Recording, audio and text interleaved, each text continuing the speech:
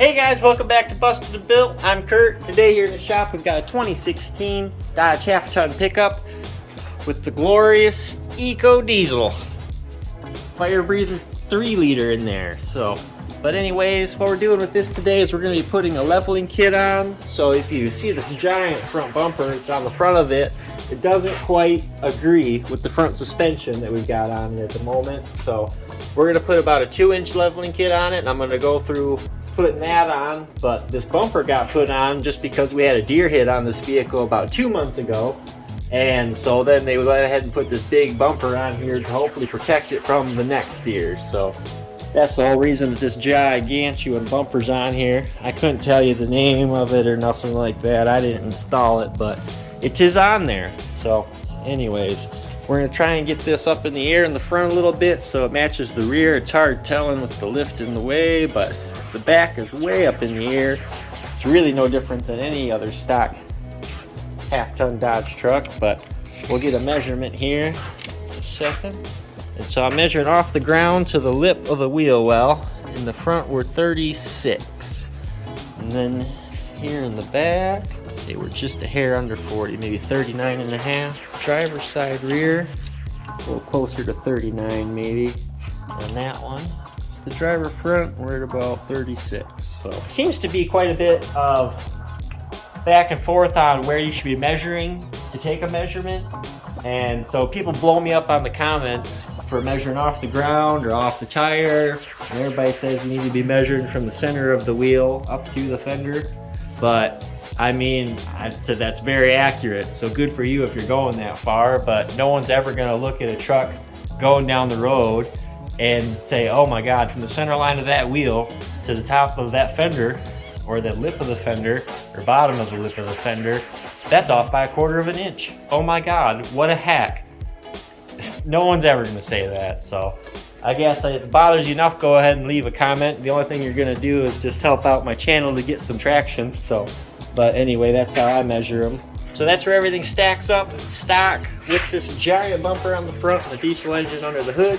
So after we get this leveling kit on, we'll see where it sits. The kit that I've got is just this little block kit here. Got it from Amazon. Maybe I'll put a link in the description if I think of it. And then this is just the block that bolts on top of the strut assembly that's already in there. And then this is just what adds us our level here. And so this does not lift at a 1-to-1 ratio. So this block itself, get the measuring tape on it. So the block itself is 1.25 inches. Sorry about that. About 1.25 inches. Darn that glare. It's this good Harbor Freight tape measure. Might even be able to call it 1/8. Again, it's a Harbor Freight tape measure, so how accurate can it be? But we're a little over 1 inch on the block.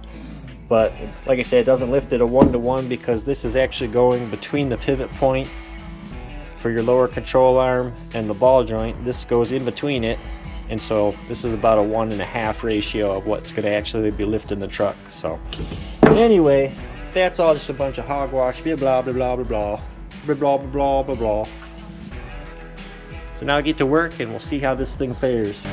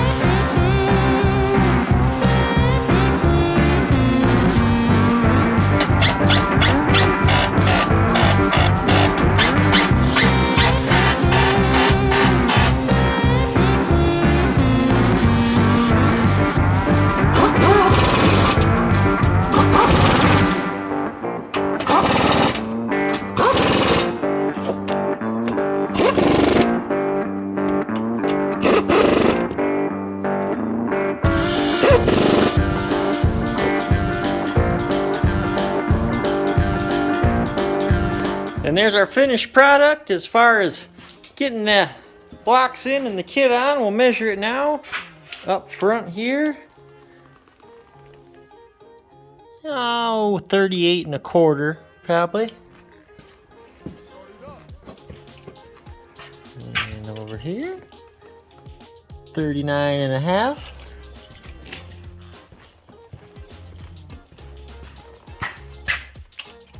Over here, maybe 39 even.